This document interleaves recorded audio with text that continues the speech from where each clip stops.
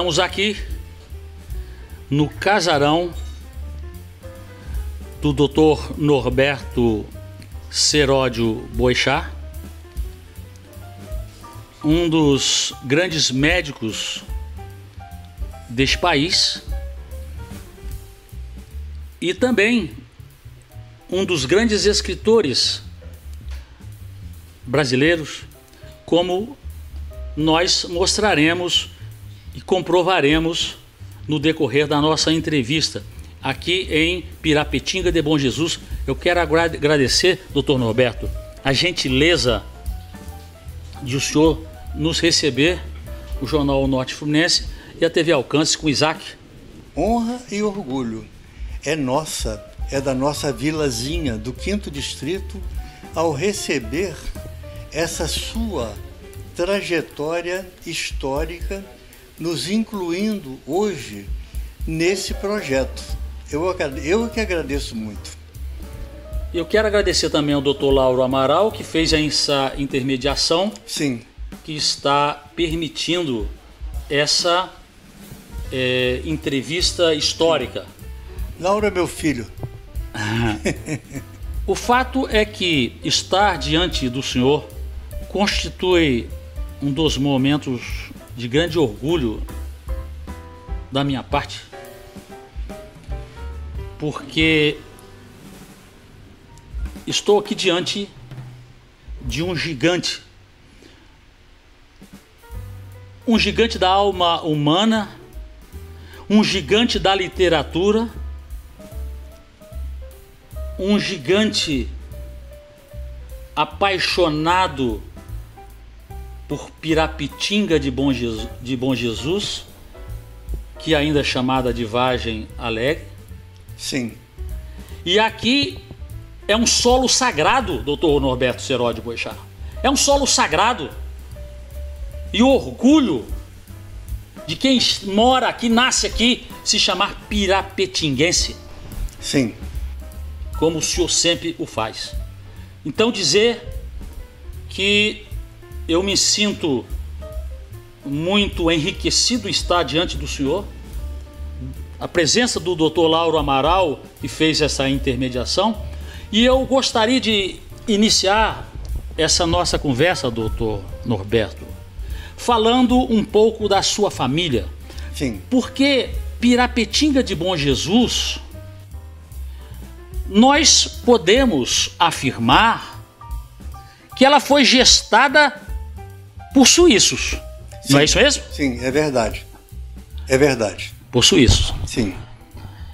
No caso do tronco familiar seu, sim, nós temos como um expoente o seu pai, Agostinho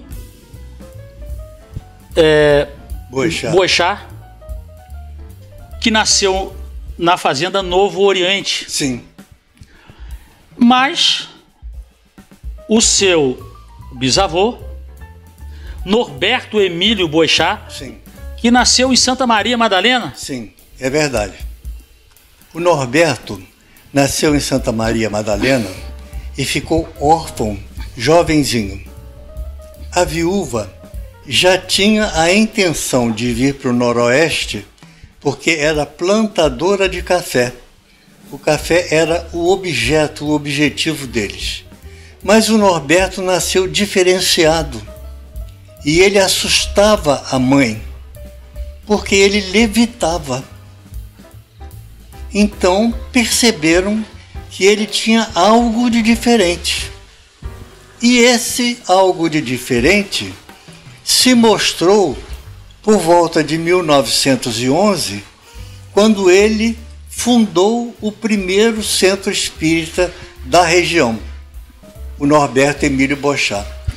E ele se aprofundou no estudo do espiritismo porque trouxe muitos livros da Suíça. A família trouxe, a mãe e a avó trouxe muitos livros da Suíça.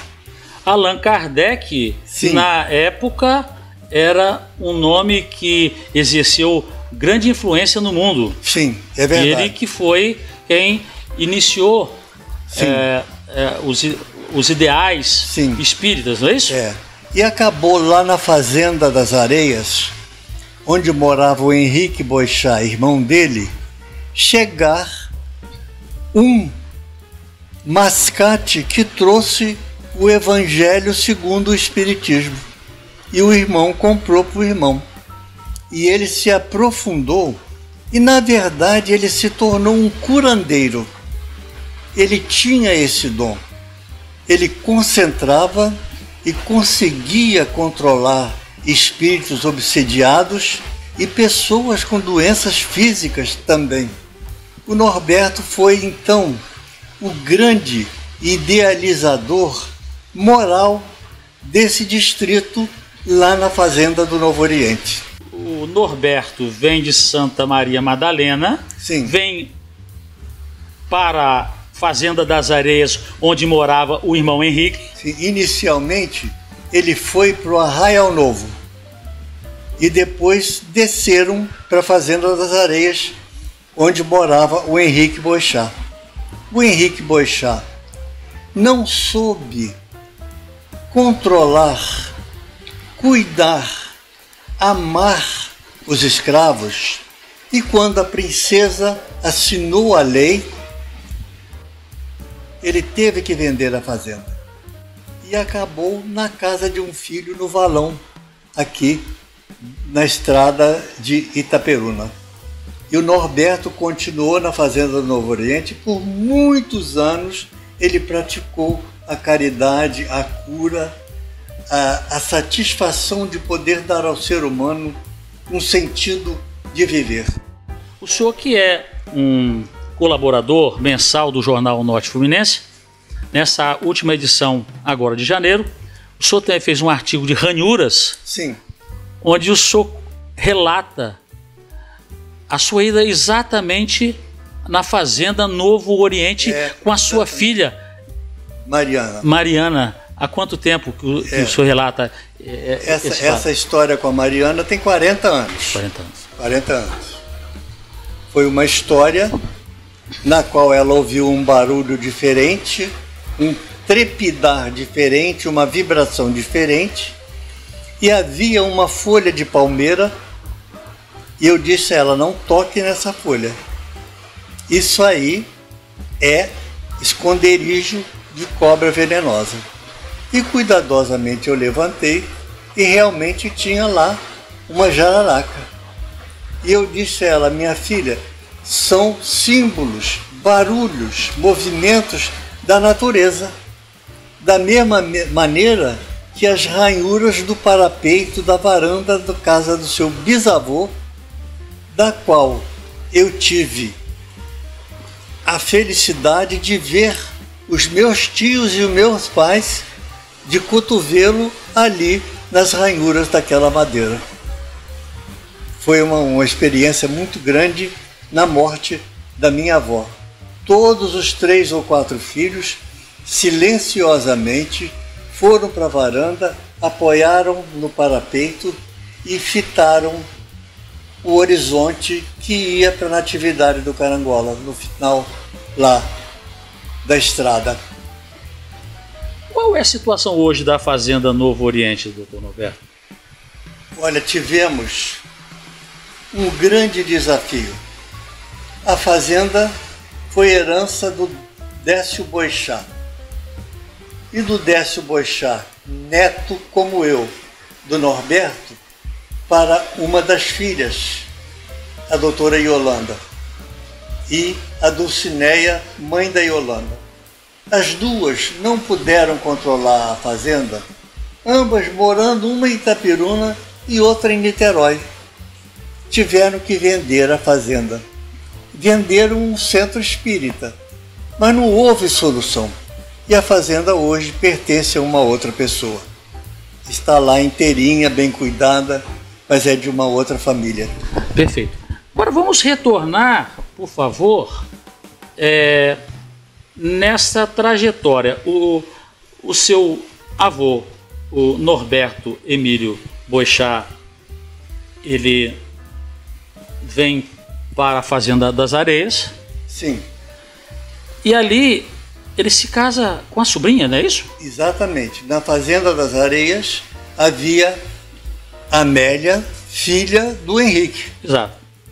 E ele estava doente e a mãe da Amélia, mulher do Henrique, cuidou dele durante algum tempo, até que ele se recuperasse. Mas dali não foi só a recuperação, surgiu o amor. E a Fazenda do Novo Oriente foi o dote da Amélia. E ele foi para lá e construiu a fazenda lá naquele canto. Certo. Então temos esta situação em que esse descendente de suíços se casa com uma descendente de suíços. Sim.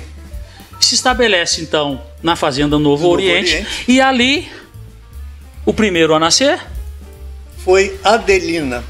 Foi uma mulher. Foi Adelina? É. Ou foi Heitor. Um desses aí. Perfeito.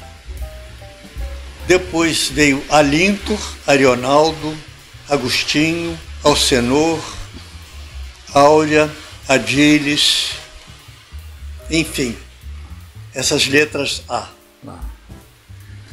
O fato é que Agostinho Boechat, ele por volta de 1930, ele sai da fazenda. Realmente nesta data, 30.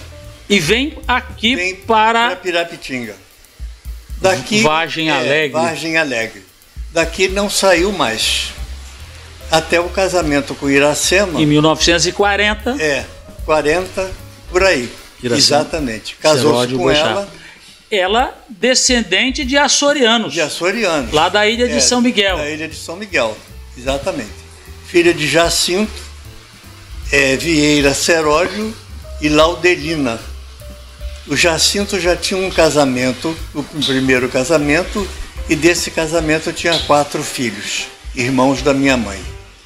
Mas o Jacinto viveu sempre na Fazenda da Palha Branca ou no Mutum, acima do Novo Oriente, onde ele plantava café. E meu pai não, meu pai veio para cá, se tornou um líder político aqui, foi eleito 6 vezes para a Câmara dos Vereadores, e Iracema também, junto dele, subia nos palanques e falava, e vociferava mesmo contra os inimigos políticos da época, que eram todos, na verdade, amigos. Mas na hora do voto, não. Na hora do voto era um pega para capar. Mas, doutor Norberto, dizem que quando você quer analisar uma árvore, você tem que analisar a floresta, né? Sim. Então, quando vem um descendente de suíço para aqui, Vargem Alegre, e se encontra com uma descendente de açorianos, nós temos aqui uma união formidável. É verdade. De povos europeus aqui em Pirapitinga. Sim. E desta união formidável surgem 4 filhos. Sim. O senhor, a Lúcia, Maria Lúcia, o Jacinto e o Agostinho. Que é o caçula. Então, chegamos aqui, neste momento, o senhor trazendo consigo toda esta bagagem. A Iracema, uma emérita professora, uma idealista, uma mulher visionária. É verdade. E o Agostinho, uma liderança também muito poderosa. Sim. O pessoal falava em Agostinho, era uma referência era uma política referência. Enorme, né? Muito bem. E aí, esses suíços que chegam, descendentes, são tidos mais ou menos como médicos. Sim. Da época. Sim. E o senhor ingressa também na medicina, se torna um médico. Eu gostaria de perguntar, houve uma certa influência dos seus antepassados em relação a essa opção? Sim, do meu pai, muito insistentemente. Ele queria um filho médico e conseguiu, felizmente, 2, o Agostinho e eu. E ele ficou assim realmente realizado na luta dele de camponês, de produtor e comprador de café. Guardava o café ali assim em cima do museu e esperava o preço para poder ganhar alguma coisa.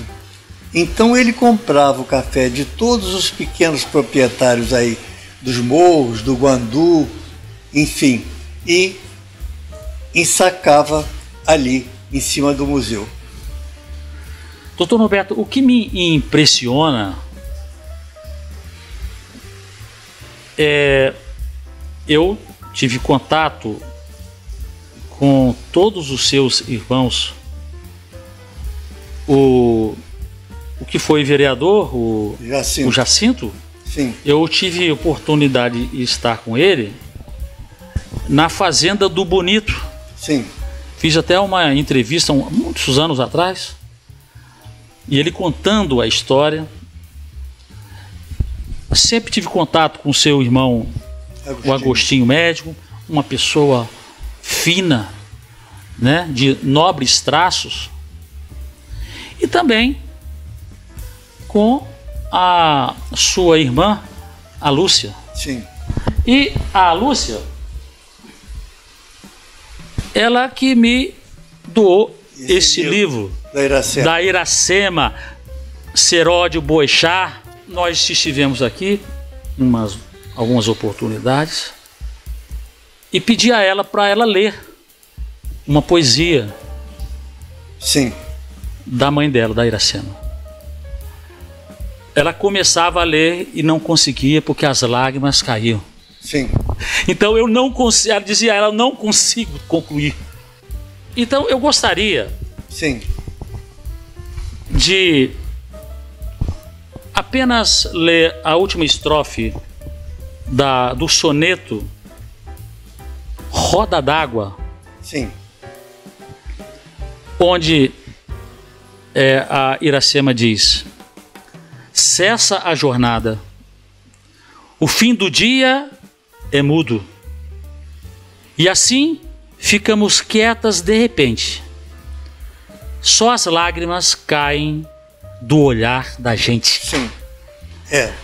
O que nós observamos, doutor Norberto, já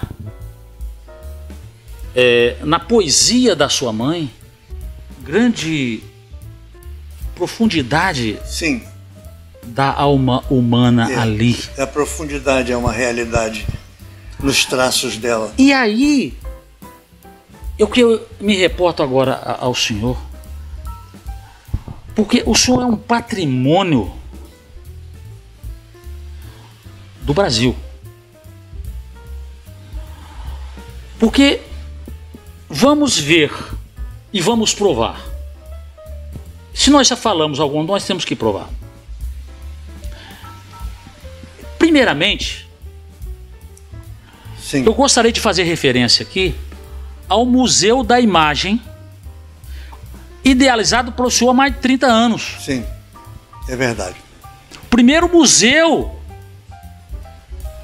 de Bom Jesus. Peças extraordinárias, histórias admiráveis que estão eternizadas, como o senhor gosta de salientar. Escrevo aqui para eternizar esses personagens e como forma de agradecimento. Sim. É uma constante nos seus livros. As reminiscências. Então a gente vê primeiramente o Dr. Norberto Seródio Boechat, o homem que implementa este verdadeiro templo da cultura, da nossa história, aqui num distrito. Sim. E no município tem o que falar. O decano dos historiadores é o Dr. Gino. Fica marcado e gravado aqui com o nosso amigo Isaac. Agradeço, doutor Norberto. Agora, eu e Isaac, apenas estamos aqui mostrando realidades. Sim. Esse é o nosso papel aqui, mostrar.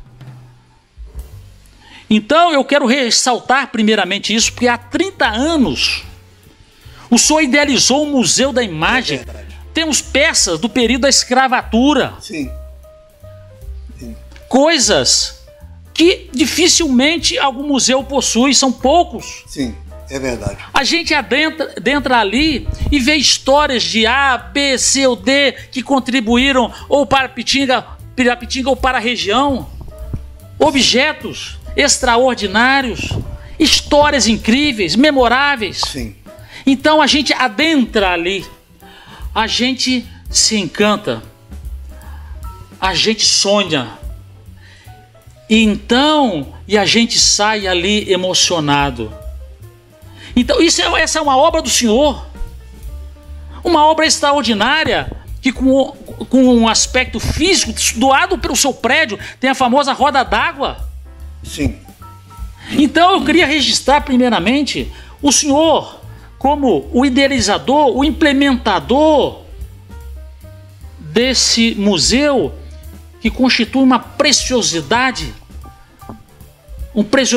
no estado do Rio de Janeiro, sem sombra de dúvida, e para o país,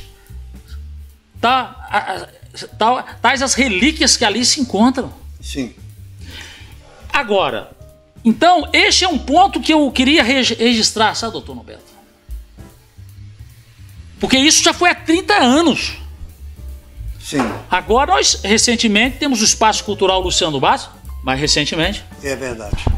Temos recentemente o Memorial Governadores Roberto Badé Silveira, mas há 30 anos o senhor teve essa ideia. Então, com os objetos que guarnecem, que compõem um acervo espetacular, então o senhor traz uma contribuição extraordinária para a nossa história, para a nossa cultura e para nossos valores. Esse é um ponto. Sim. E agora eu gostaria de adentrar na questão da literatura.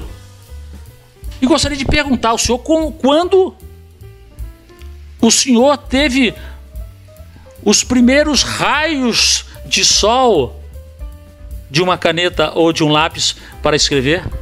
Sim.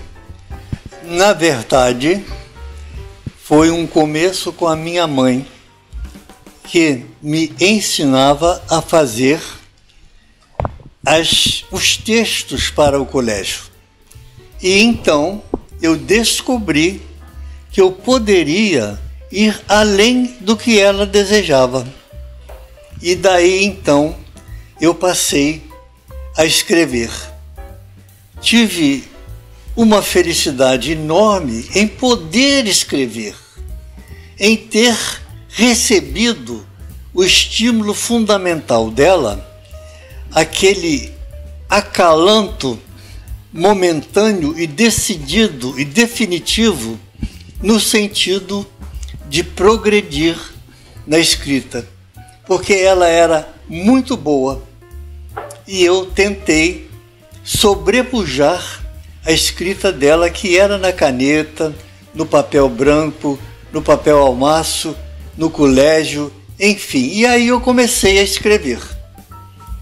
E aí, o primeiro livro, na verdade, foi em consequência do assassinato de um primo aqui, no princípio do século, Estradas, que fala da vida aqui em Pirapitinga e da vida e morte desse primo, e do que aconteceu com o assassino e do que aconteceu em Pirapitinga depois. Porque é interessante, depois que enterraram o assassinado, caiu um dilúvio no morro do cemitério.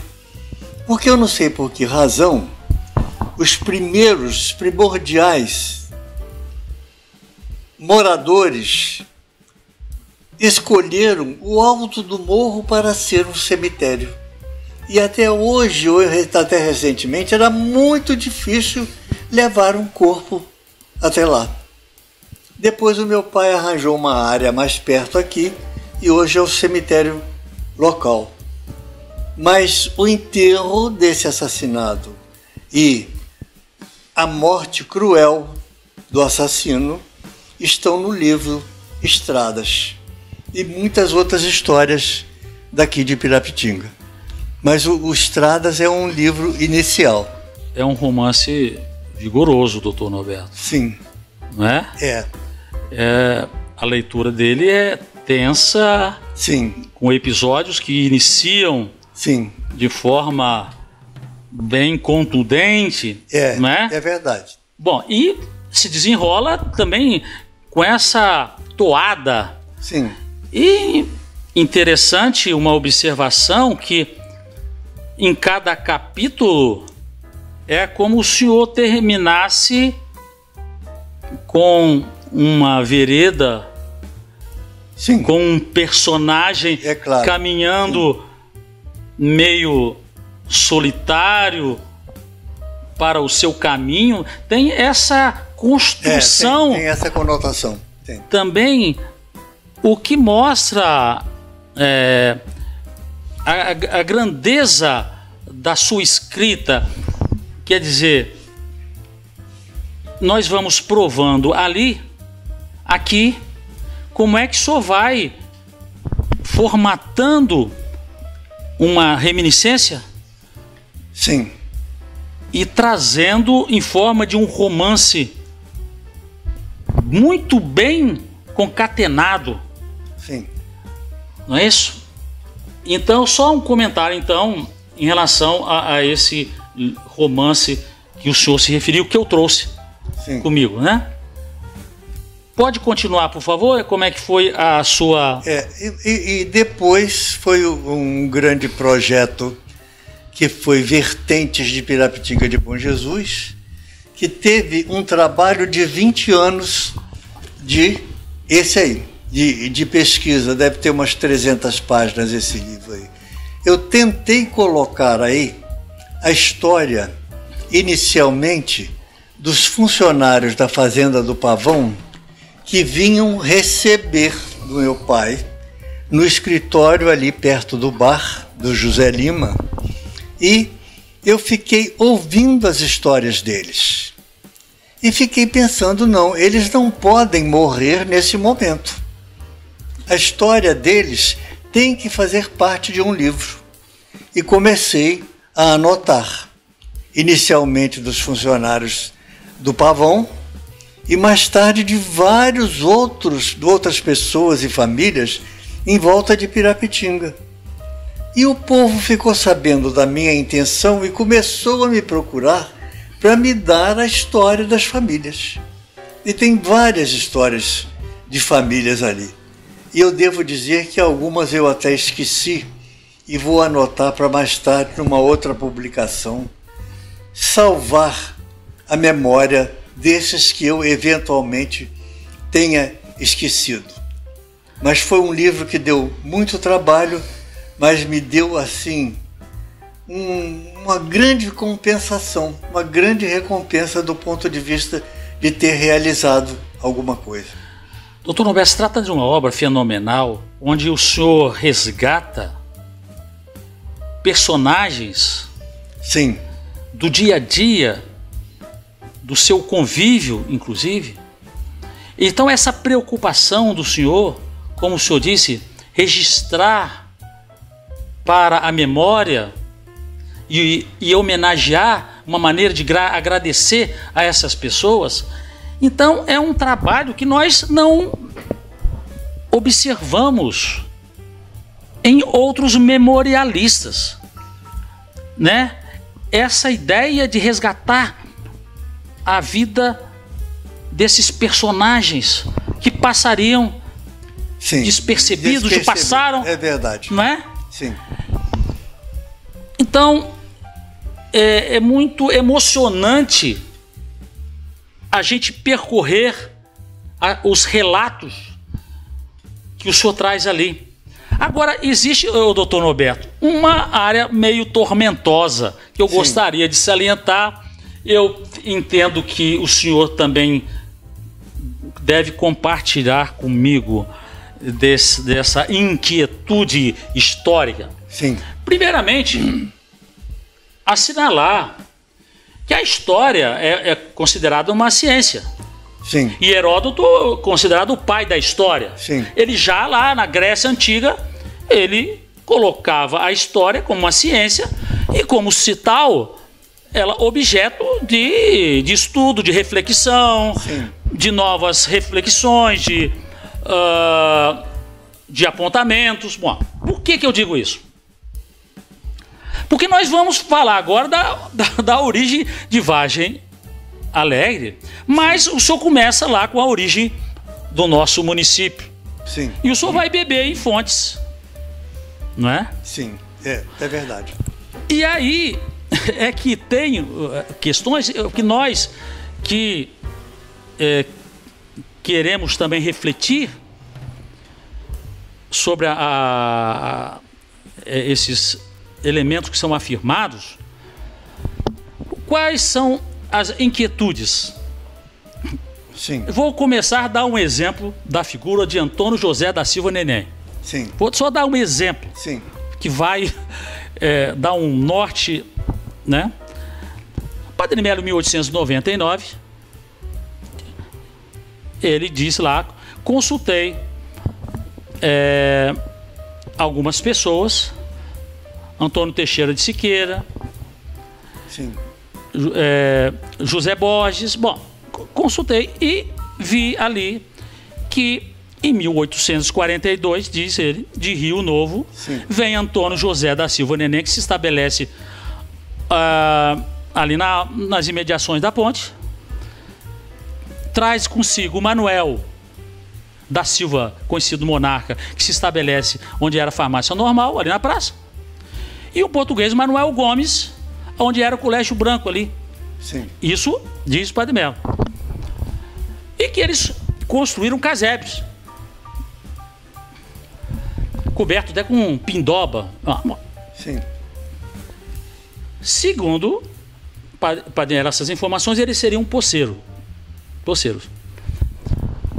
Muito bem. Aí agora vamos para um livro de Pedro Teixeira, que foi um grande pesquisador, sim, capixaba de São José do Calçado, inúmeros livros lançados, muita pesquisa, extraordinário. Ele chega para Antônio José da Silva Neném, na figura dele diz que Antônio José da Silva Neném foi um fazendeiro que trouxe escravos. Sim. E recentemente agora desembargador Antônio Isaías, ao referir-se a Antônio da Silva Neném, diz que o Antônio José da Silva Neném foi um invasor das terras, sim, do Alferes Silva Pinto. Então, nós temos 3 posições aí, né? Verdade. Possuidor, fazendeiro, invasor. Sim. Mas por que eu coloco esse como exemplo? Porque o senhor foi beber nessa fonte de que os 2 primeiros possuidores aqui em Pirapetinga seria Alferes da Silva Pinto, sim, e Fernando Antônio Dutra. Sim, é verdade. O senhor foi beber em fonte. Sim. Bom, tudo bem, mas... E agora, há uma fonte que diz que o Alferes Silva Pinto e o Fernando Antônio Dutra vieram para a região em 1822. Retornaram para Ouro Preto em 1838. E depois retornaram para a região em 1847. Sim.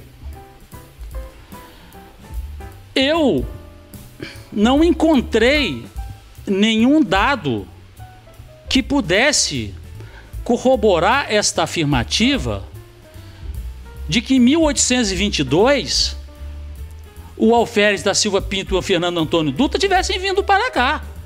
Sim. Retornado em 1838 e depois foi vindo para 1847.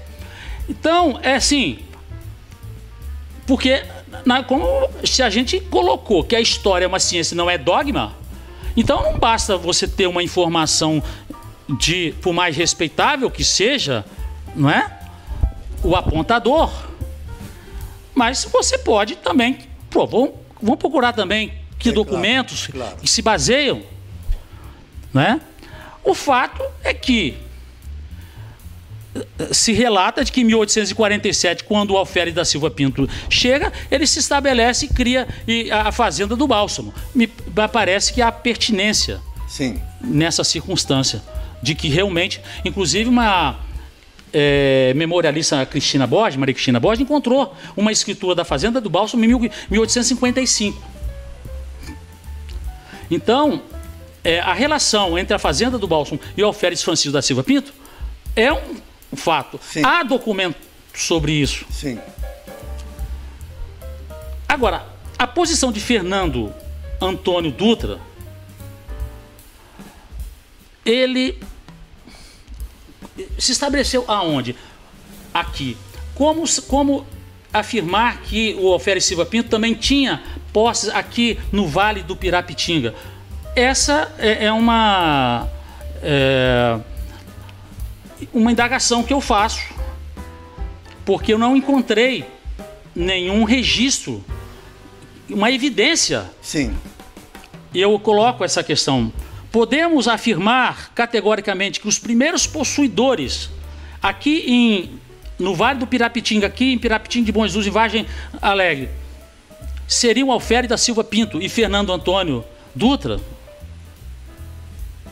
É uma questão Sim. que eu... É verdade. Que eu coloco. Porque, se assim foi, onde? Porque a diferença, doutor Norberto, há uma confusão entre propriedade e posse. Um exemplo disso é o inquilino. O inquilino de uma casa, ele tem a posse daquela casa, a usa do jeito que lhe convier. Mas o proprietário é uma outra pessoa. Sim. Então, ser proprietário de uma área, numa vasta região, não significa que ele tenha tido posse. Não significa que ele tenha estado ali. É uma observação, porque nós estamos discutindo aqui a questão dos primeiros posseiros. A minha fonte desses dois são textos de Iracema, que por sua vez buscou em Pedro, no Padre Melo e um outro escritor bonjesuense.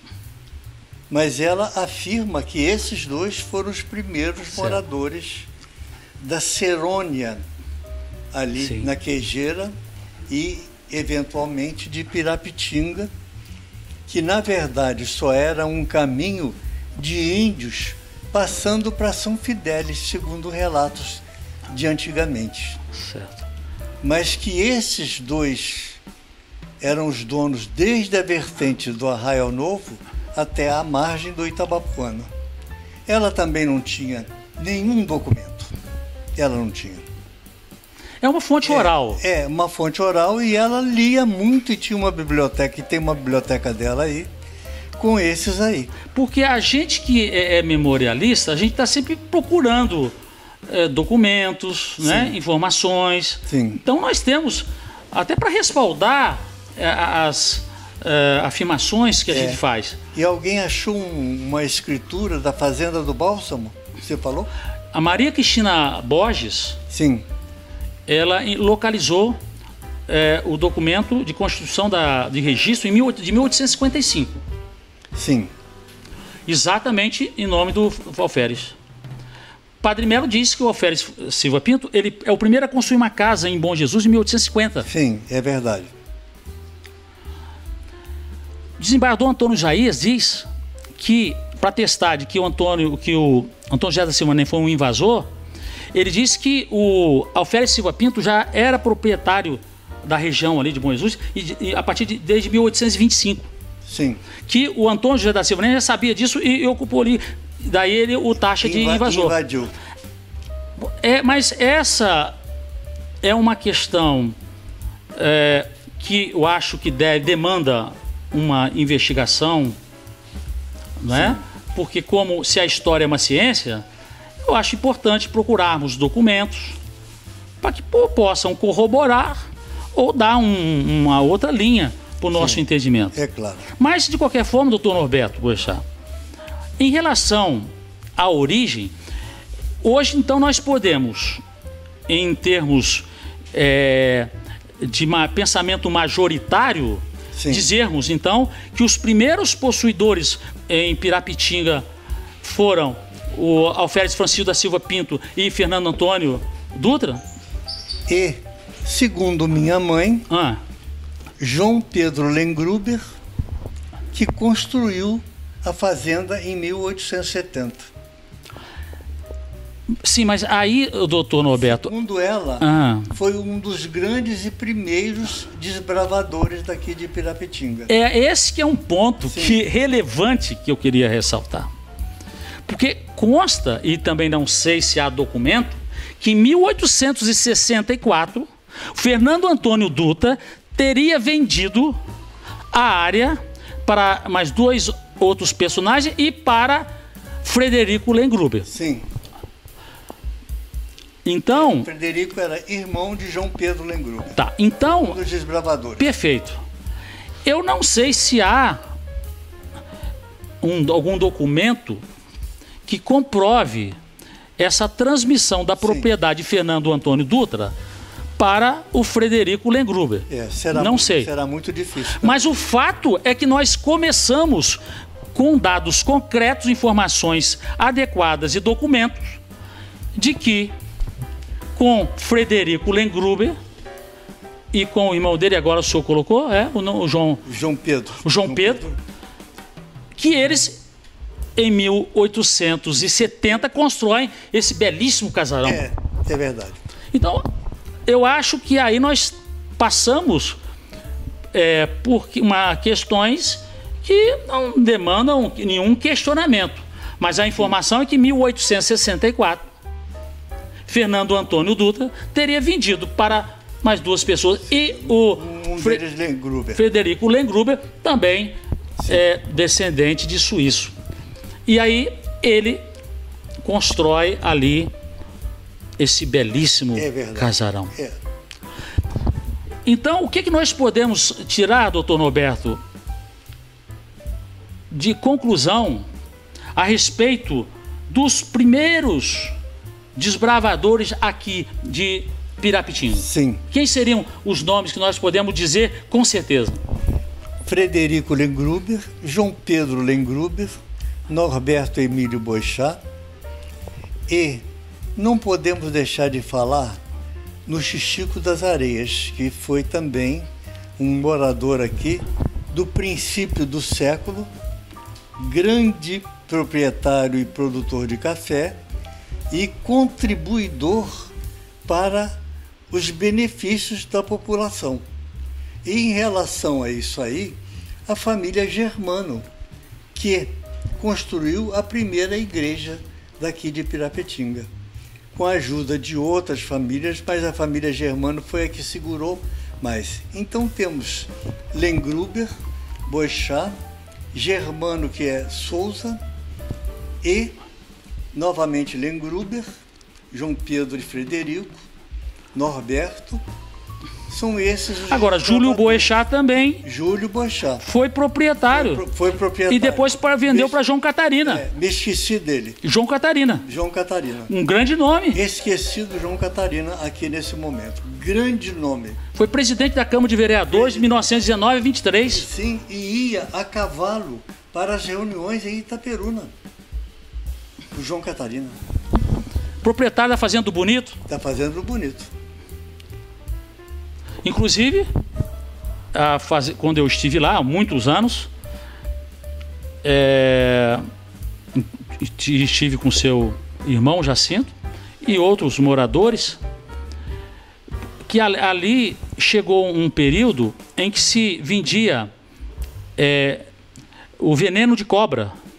Sim. Para os laboratórios. O Fernando tinha muita curiosidade com animais venenosos, sobretudo jararaca e jararacuçu. Urutu não tinha muito, raramente aparecia um urutu. Era jararaca a que causava mais acidentes. E ele tirava o veneno, passava para um frasco de cristal, o veneno cristalizava e ele mandava para o Butantan, que por sua vez mandava soro em troca do veneno. O que era um risco você tratar uma pessoa com soro antiofídico ou anticrotálico sem saber da sensibilidade. Mas naquela época ninguém tinha alergia a nada e o Fernando salvou muitas vidas de acidente ofídico. Qual Fernando esse? Fernando Costa. Sobretudo acidente por jararaca. O pai era o seu Costa, não me lembro o nome dele, era um português. Hein? Fernando Costa Godefroy? E Godefroy, tinha esse sobrenome. E depois me informaram que quando ele criava essas cobras lá, segundo a informação, e depois quando o negócio, a produção foi extinta, que eles soltaram as cobras todas na região. Então, ali... Isso aí eu não sei informar. Ele não criava, ele fazia o seguinte, ele tirava o veneno de uma cobra, se ela não morria, ele a deixava presa para produzir veneno mais na frente. E ele então era um grande produtor de veneno cristalizado, porque o veneno cristalizava sozinho. Perfeito. Doutor Norberto, então nós concluímos esta questão relacionada a seu livro sobre as origens, né, de Vargem Alegre, não é? De Pirapitinga, de Bom Jesus, e pelo menos ficou bem assentada essas origens onde não há dúvida, onde não há nenhum questionamento sobre esses elementos, esses personagens importantes. Para cá. E quando houve a primeira emancipação de Bom Jesus, em 1890, 25 de dezembro de 1890, e é interessante a presença dos Boechat e Lengruber lá, naquelas histórias. Inclusive o João Catarina. Sim. Então eu gostaria de salientar aqui, inclusive fazendo como o senhor, para registrar aqui, né, para memória, né, agora no audiovisual, estiveram lá João Pedro Lengruber, sim, José Maria Boechat, sim, Antônio José Boechat, Júlio Augusto Boechat, sim, João Antônio Catarina Júnior. Catarina Júnior. Esses Boechat que você falou são todos irmãos do Norberto. O pai do Norberto e a mãe, eles tiveram 14 filhos. Muita gente. Bom, e aí, só para firmar essa questão, doutor Norberto, porque o que acontece?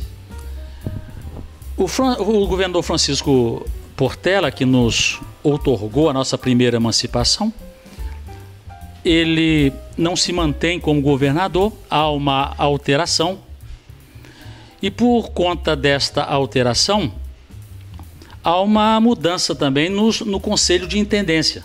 Quem participou desse Conselho de Intendência? Porque o presidente do Conselho funcionava como uma espécie de um prefeito e os outros como vereadores.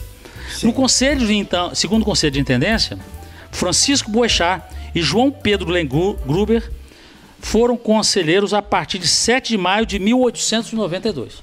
Sim. Mostrando a força aqui da região. Sim. E eu gostaria de assinalar aqui uns requerimentos feitos por esses membros do Conselho de Intendência. Então, na reunião do dia 1º de fevereiro de 1892, sim, Francisco Boechat faz o seguinte requerimento: requeiro seja consertado o chão da Ponte das Mortes com carroçadas de terra e também abrir esgotos necessários. Consta isso lá. Né? E na reunião do dia 1º de março de 1892,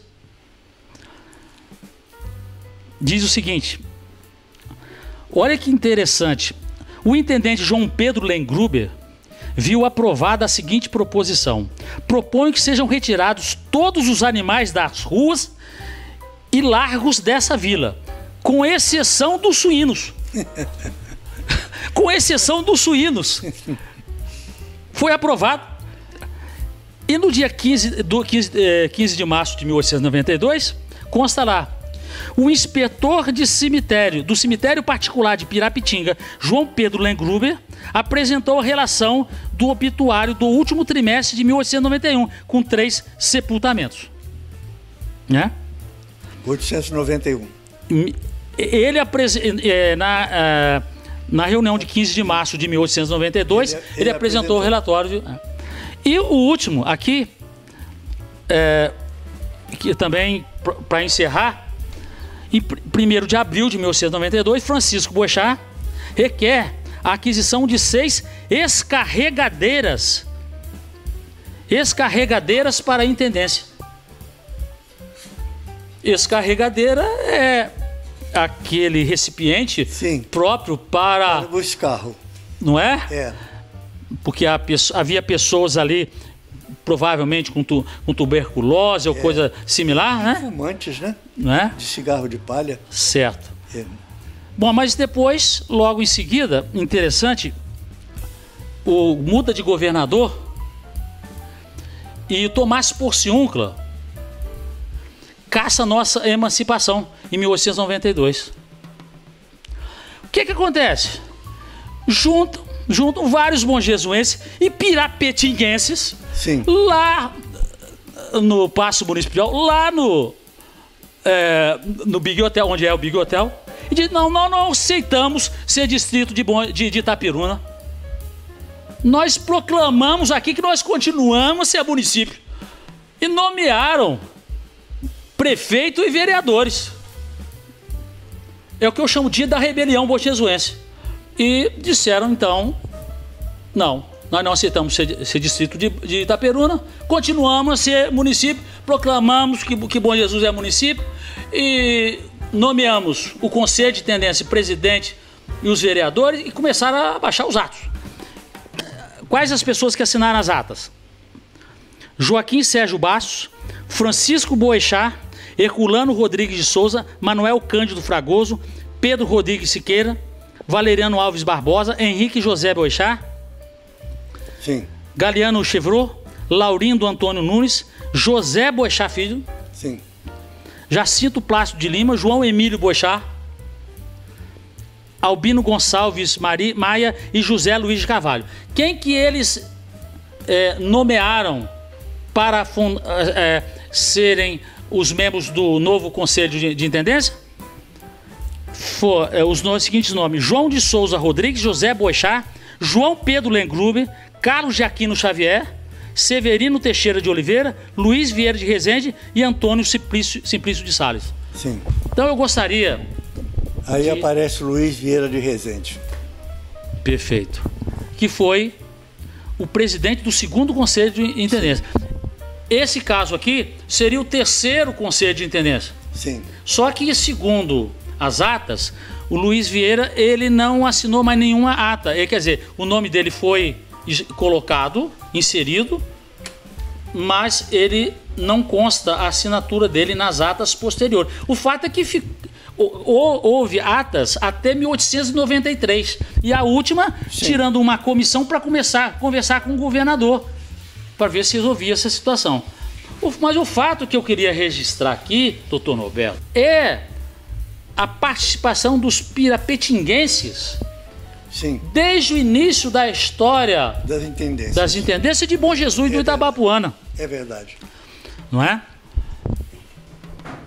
Falamos um pouco da história desse livro extraordinário que o senhor lançou sobre a história de Pirapetinga.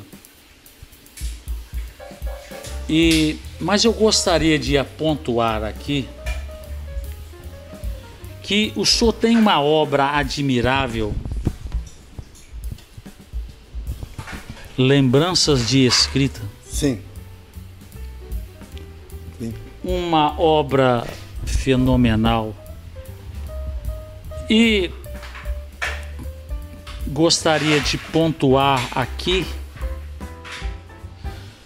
como embasamento do que eu estou afirmando, o testemunho da doutora Eliana Bueno Ribeiro,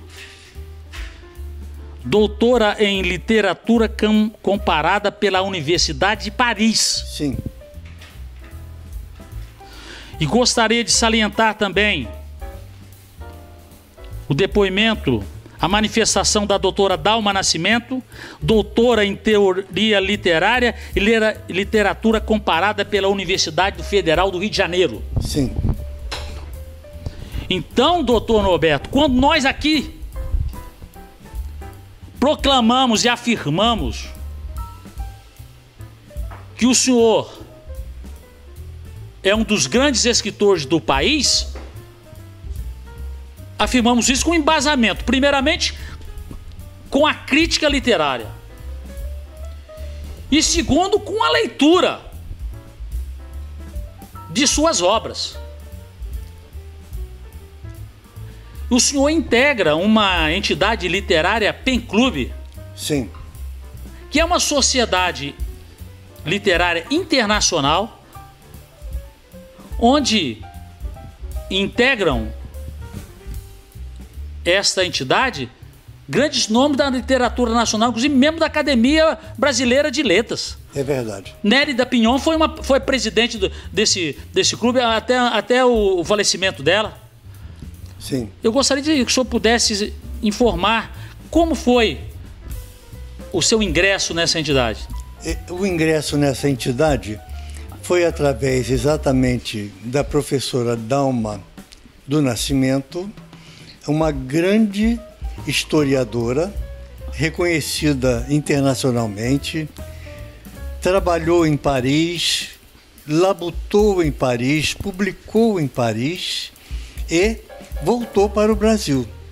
Aqui foi parar no meu consultório como cliente e nós desenvolvemos uma grande amizade, até o ponto em que ela me indicou para o Pen Club.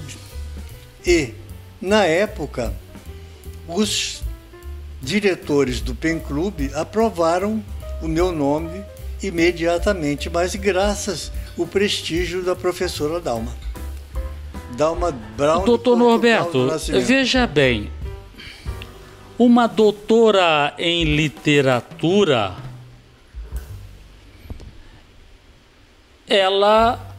qualquer pessoa com este título, essa pessoa, ela sabe o caminho onde trilha. Sim. Ela sabe para onde aponta. Sim. É verdade. Então, eu quero dizer que estes depoimentos a respeito da sua obra, eles são determinantes para alçar o senhor como um dos grandes nomes da literatura do país. Bom Jesus, esse é pirapetinguense. Sim. Então, que orgulho.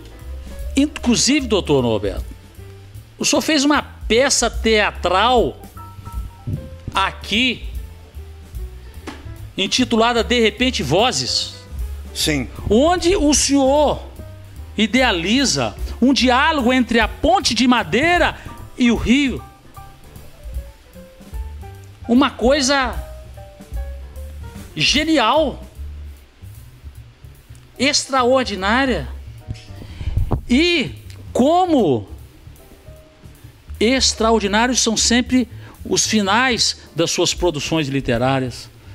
Porque nesta peça teatral, De Repente Vozes, o senhor diz lá: uma farpa de madeira da ponte cai lentamente sobre as águas do rio e segue seu destino inexorável. Sim, foi isso mesmo. Que coisa magnífica! Isso aí, Dr. Norberto, mostra a profundidade do entendimento da alma humana. Todos nós somos essa farpa, sim, que vai caindo lentamente, sim, sobre as águas do rio, que vai nos levar inexoravelmente para um caminho. Sim. E essa a gente observa bem em todos os seus textos, né? Aqui nós temos no início aqui uma crônica intitulada A Eterna Ausente. Sim. Onde o senhor se refere de uma menina loira que o senhor encontrou, tinha uns 8 anos, a viu linda, passou, ela deu um adeus. Ali na estrada. E o senhor se foi, ela deu adeus e nunca mais se encontraram. Sim. Foi a primeira mulher da sua vida. É verdade. E o senhor indaga para onde ela teria rumado, que destino teria tido ela. Porque, doutor Norberto, a existência humana, ela tem essa, digamos, dicotomias. E uma delas é a circunstância de que nós somos sós. Somos seres isolados do mundo. Por outro lado, necessitamos do convívio social. Sim. Para a nossa existência. Então, doutor Norberto, essa é uma dicotomia existencial. Somos sós, essencialmente sós. Agora, qual é a consciência da nossa solidão? O que nós fazemos da consciência da nossa solidão? Fazemos dela momento de enriquecimento humano? Ou tomamos que caminhos? Ou há pessoas que também não estão nem preocupadas com essa circunstância? Sim. Em saber de si próprios? Em se conhecer? Porque há pessoas que vivem por viver e não querem saber de história, não querem saber de cultura. É um direito. Mas, queiramos ou não, todos nós somos fruto de uma história. Todos nós, claro. Todos nós somos frutos da educação que recebemos dos nossos pais, sim, da nossa infância. Sim, é verdade. Isso aí está impregnado em nós. Sim. Queiramos, tenhamos consciência disso ou não, nós somos fruto do nosso passado, nós somos fruto dos nossos pais, dos nossos avós, dos nossos bisavós, dos antepassados. Nós trazemos com isso. Sim.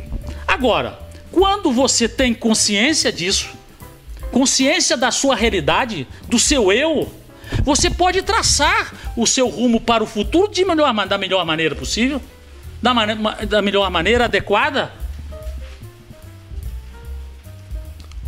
Diferentemente dessas pessoas que não querem saber, que é um direito, cada um faz da sua vida. Certamente. Não é?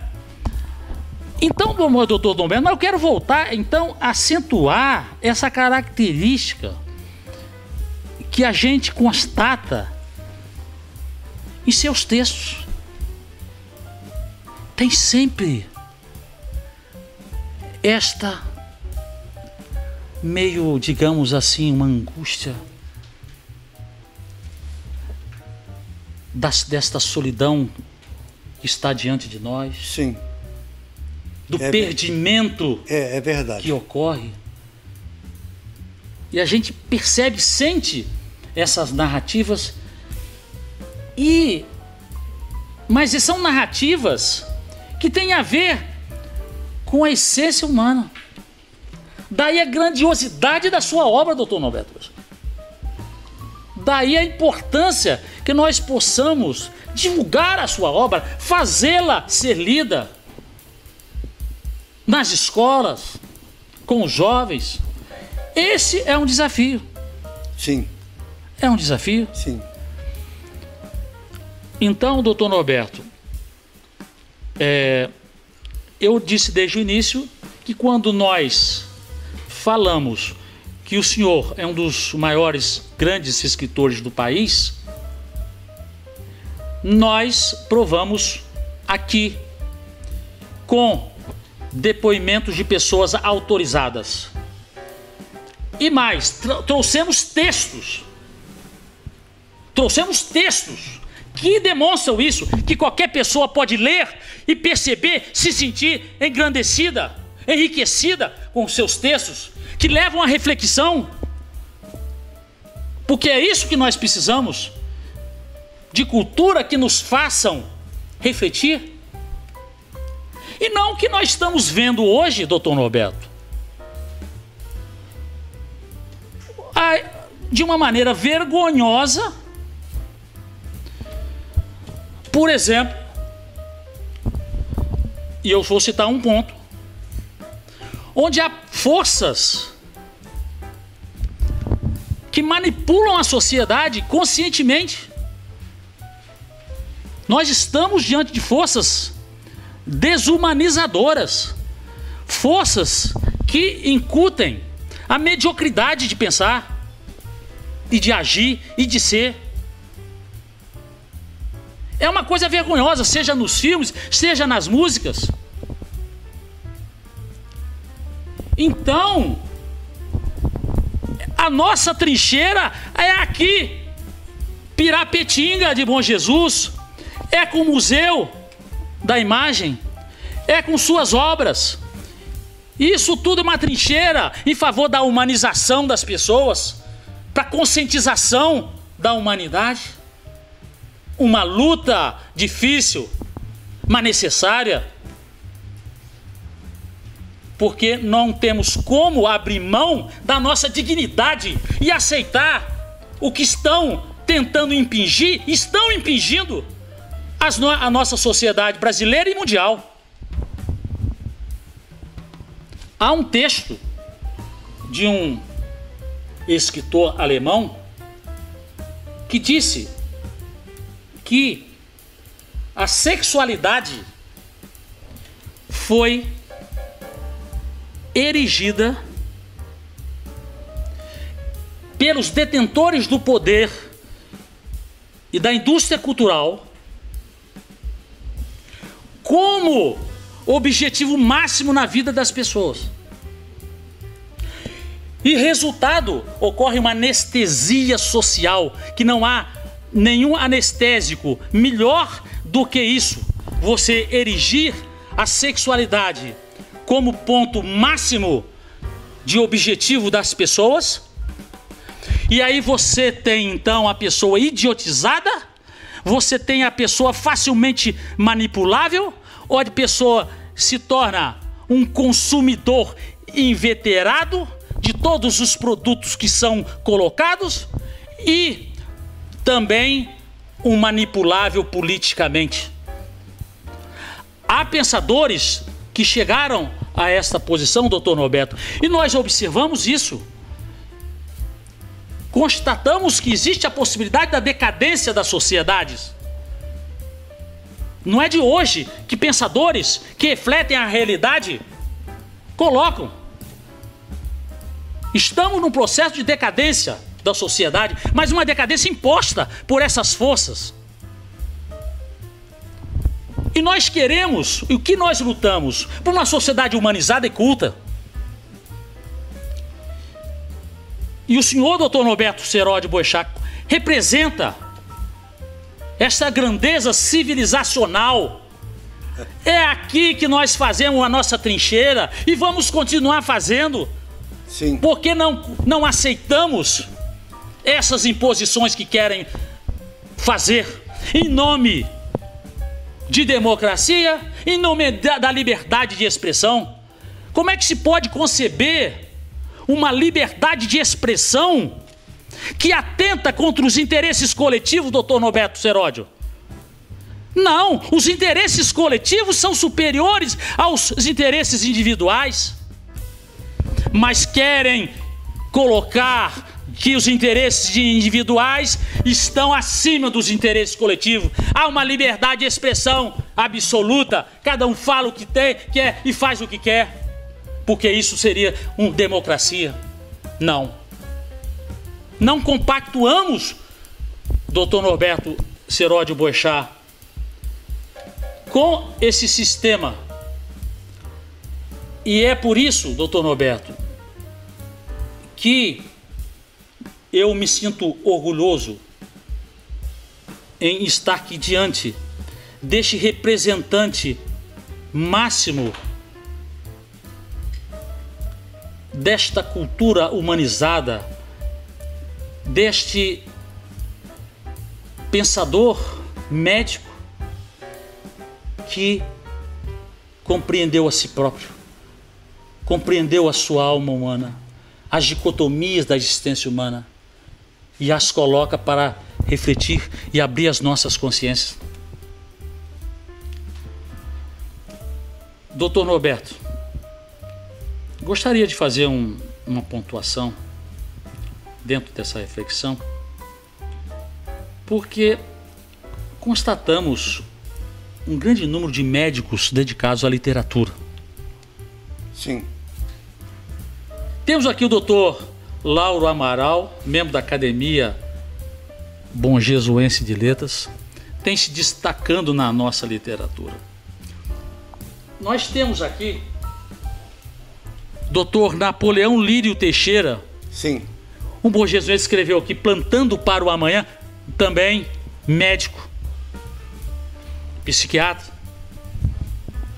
Nós temos aqui doutor Ayrton Borges Seródio. Sim. Que também foi um grande incentivador da sua mãe nas letras. É verdade. Médico. E mais recentemente, o maior incentivador, né, Lucinho? E agora, recentemente, o livro do Dr. Rogério Seródio, O Médico de Lamparina. Sim. Mas eu gostaria de saber, doutor, e aí eu vou fazer já a ponte para a questão da sua profissão. O que tem levado os médicos a se dedicarem à literatura? E da boa literatura? Sim. Eu acho que é uma válvula de escape altamente positiva por causa do tipo de vida estressante da medicina, quando ele pode, nos seus momentos de solidão, manifestar a literatura através do que ele realmente sente, pensa e sofre. É o momento da literatura na medicina. É uma válvula de escape. Interessante é que nós observamos que são médicos que constroem textos literários, sim, versos extraordinários. É verdade. Junto a essa questão humana, sim, da necessidade de se refugiar, mas também existe, é interessante ressaltar, porque nem todos têm esta habilidade com as letras, né, doutor Norberto? É verdade, é verdade. E, doutor Norberto, então, gostaria que o senhor pudesse falar um pouco sobre sua atividade profissional como médico. Sim. A sua especialidade é geriatria, não é isso? Eu sou geriatra. Como que eu cheguei à geriatria?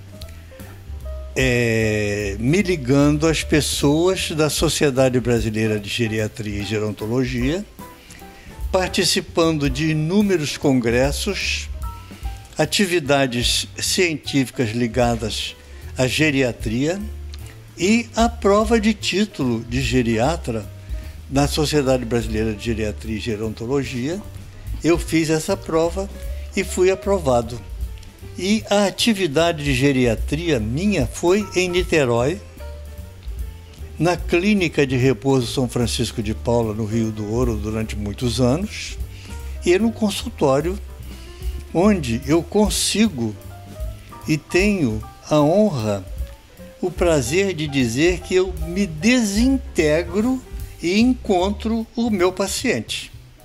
É o fenômeno do encontro absoluto da medicina, e na geriatria é tríplice ou mais, porque é o idoso, a esposa, o cuidador, um filho e outro filho.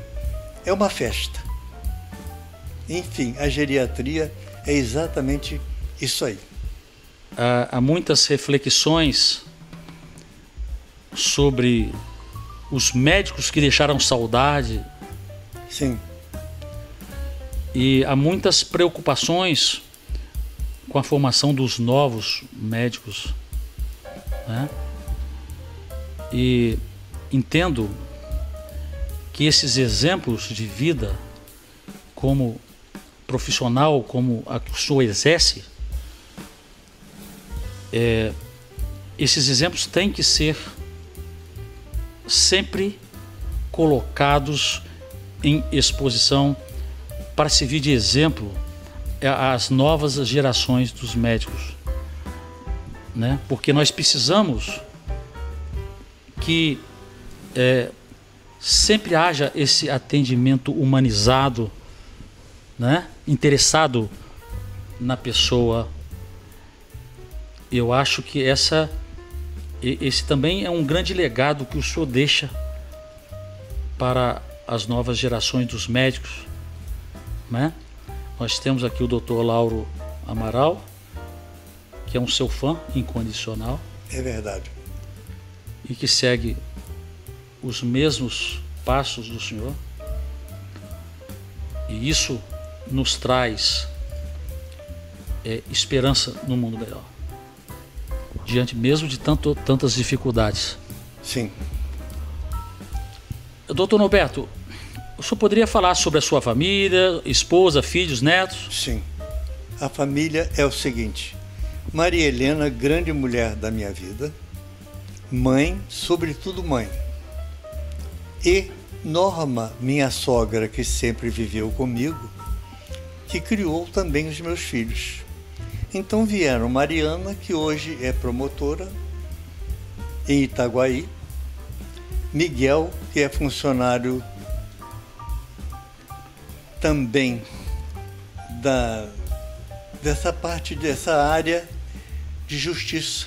Esqueci agora a origem. O Felipe também nessa parte é oficial de justiça. Então, Mariana, Miguel e Felipe são esses três. São 3 exemplares de filhos meus que têm características minhas, sabe? E são muito importantes do ponto de vista de orgulho paternal. Que importante. É. E quantos netos? São 3 netos homens. 2 de Mariana. Vamos falar os nomes? Rafael e João. Um de Miguel, que é o Henrique. E tem a menininha, que é a rainha da festa agora, que é a Sofia, a filha de Felipe. Que beleza. Doutor Norberto, parece que Freud quem disse que a casa é como o ventre materno. Quando o senhor está aqui em Pirapitinga de Bom Jesus, na sua Vargem Alegre, a gente percebe que o senhor está no ventre materno. Sim, é verdade. E aqui transpira segurança, transpira paz, transpira cultura, Sim. transpira esperança. É. Então, é algo admirável nos dias de hoje nós podermos saber que há um espaço físico onde você respira esperança, Sim. onde você sai dali fortalecido. Sim, é verdade. Nós que somos meio assim questionadores, Sim. né? E ficamos assim vendo certas coisas acontecerem e a gente vai pensando, refletindo. E eu gostaria de trazer esta reflexão com o senhor em relação aos nomes dos distritos. Sim. Carabuçu, veja bem, a comunidade chamava Liberdade. Alguém, e aí que é a questão, resolveu, vai ser Carabuçu. Bom, a gente fica bom. Quem foi o sujeito? O que significa? Doutor Norberto, confesso que eu fui pesquisar em dicionários. Teve uma vez que eu cheguei a ligar para vários telefones de moradores de Carabuçu. Por favor, sabe informar? O que significa Carabuçu? Carabuçu? Ninguém sabia. Perguntei ao desembargador Antônio Isaías, também não sabia. E fui dicionário também não encontrei. Eu encontrei, localizei em algum local uma fonte dizendo que Carabuçu significaria uma garrucha pequena. Sim. Haveria um morro próximo ali com esse nome. Mas a questão, doutor Norberto, quem foi? Quem é que está por trás disso? Quem esteve por trás disso? É verdade. Aqui nós tínhamos a Rosal de Santana, onde a referência era arroz, e a pessoa mudou para Rosal. Ficou até lindo, maravilhoso. Sim. Rosal. Mas a pergunta é, mas quem é?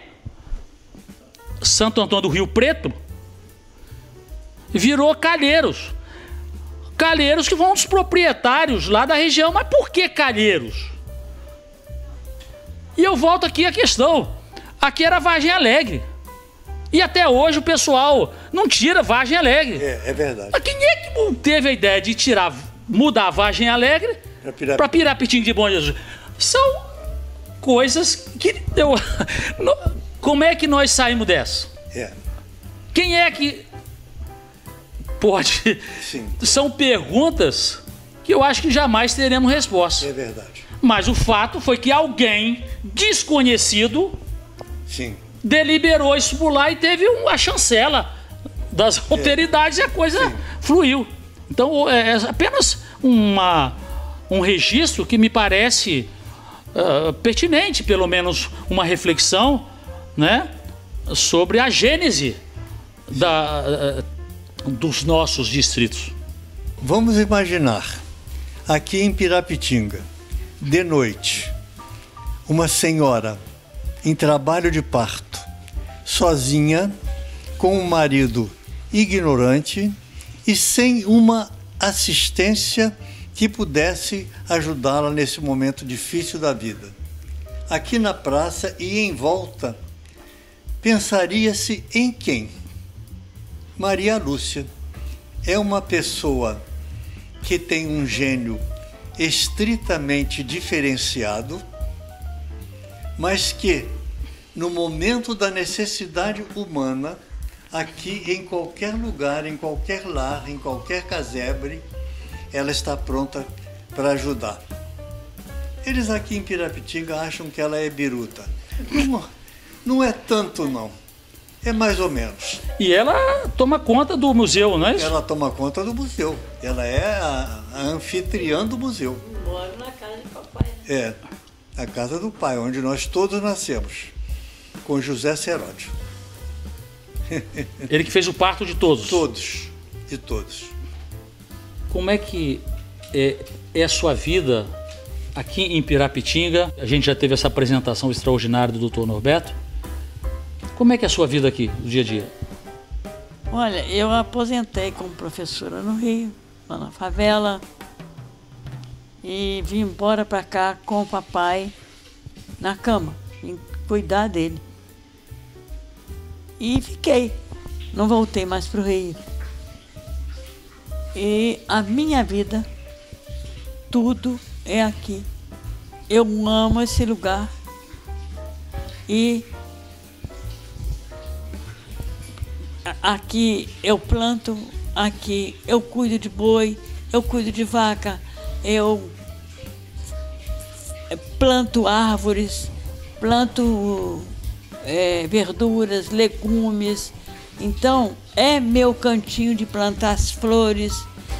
É aqui que eu quero ficar até morrer. Eu amo esse lugar aqui. Jamais sairei daqui. E viver aqui é o meu prazer. É a minha alegria viver aqui. Eu sinto aqui Deus comigo.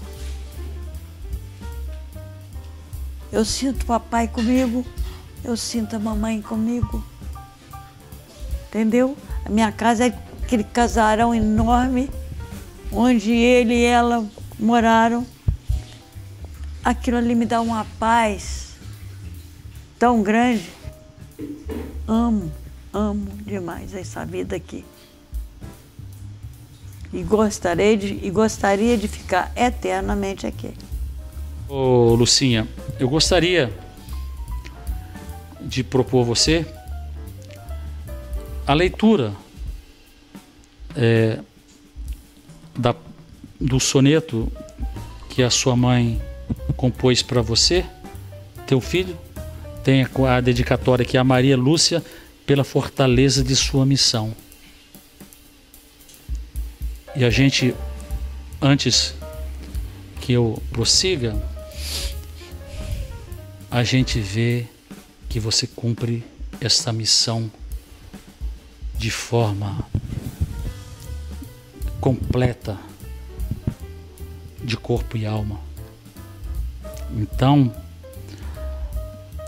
eu gostaria de propor que você tentasse ler, declamar essa poesia sem derramar lágrimas.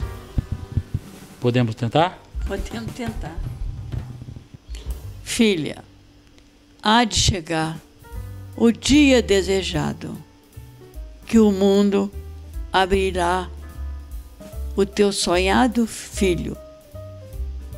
No teu afetuoso ninho, em teus olhos o brilho há de aquecer o amor por ele esperado.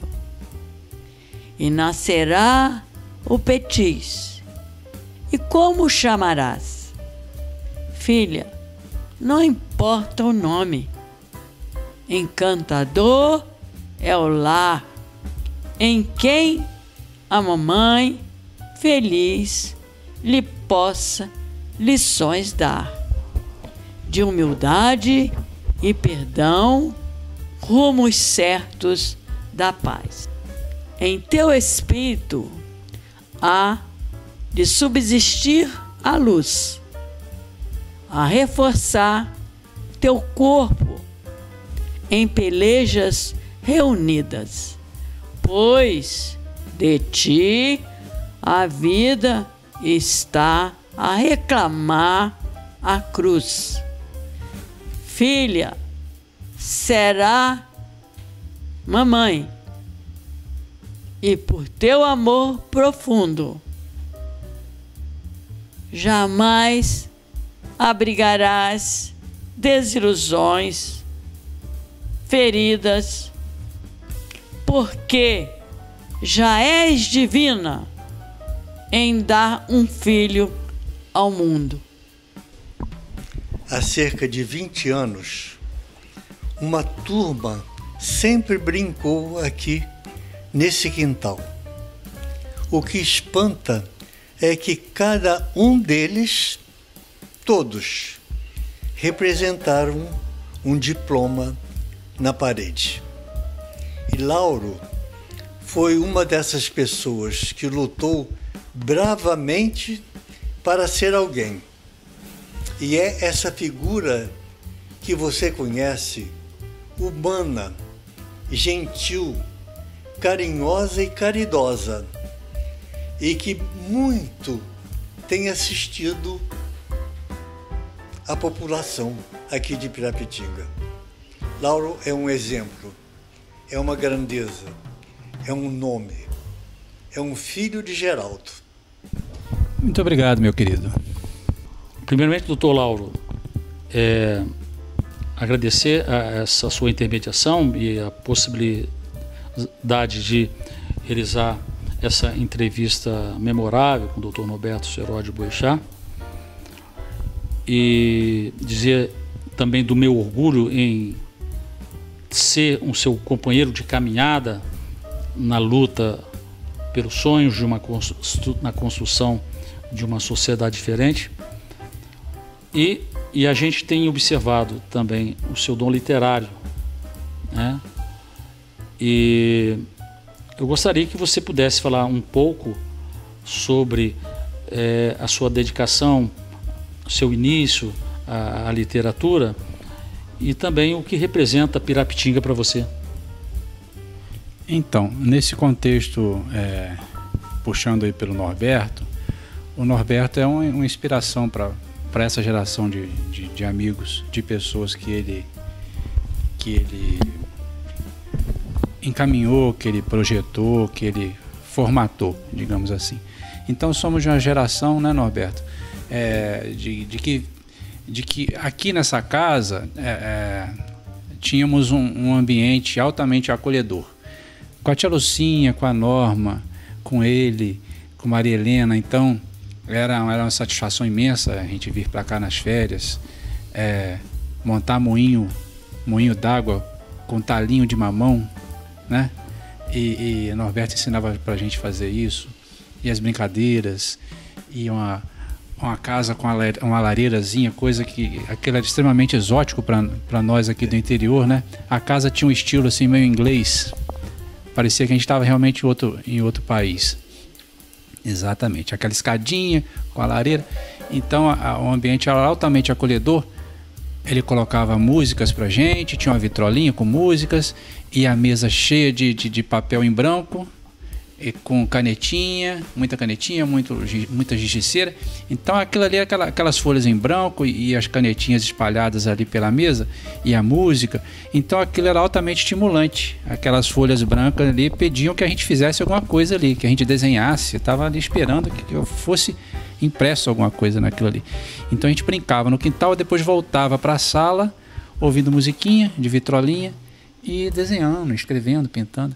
Então, todos nós da nossa geração aqui, nós tivemos essa grande motivação, assim, que acho que o caminho foi por aí, né? E nesse sentido somos totalmente gratos a ele por esses motes aí, essas inspirações. Acho que é bem por aí. Então podemos dizer que o senhor, doutor Lauro, é um discípulo do Dr. Norberto Seródio Boechat? Tanto na medicina como na literatura? Sim, particularmente na minha família, não havia ninguém médico até então, né? Então, o Norberto e os outros da geração dele, da minha mãe, dos meus pais, outros médicos aqui da comunidade, nos inspiraram nesse sentido também, né? Então, como de certa forma uma corrente, talvez um bastão, uma corrida de revezamento, alguma coisa assim. É quase que um clube, né? É quase que um clube, aí a gente tem um clube aí subentendido. Pois é, doutor Norberto, já foi dito de que nós nunca saberemos a extensão do nosso legado, porque nós nunca teremos condições de saber a repercussão, a extensão da repercussão da nossa vida e dos nossos atos. E a gente vê a potência médica e cultural aqui de Barra do Pirapetinga, né? Sim. Então, realmente são os pirapetinguenses dando esta formidável contribuição para Bom Jesus, para a região, para o estado do Rio de Janeiro e para o país.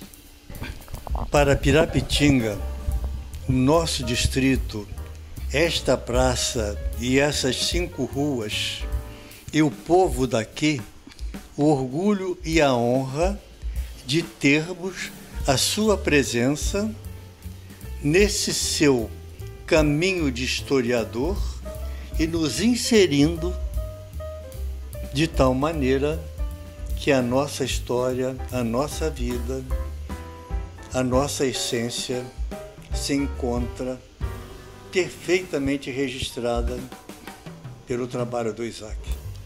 Dr. Norberto Seródio Boechat, muito agradeço pela generosa acolhida e pela honra e o privilégio de podermos dizer a todos que nós estivemos com o Dr. Norberto Seródio Boechat, eu, Gino e o Isaac da TV Alcance. Sim. E pudemos conversar com ele. Isso é uma honra e um privilégio que marca para sempre as nossas histórias. Muito obrigado.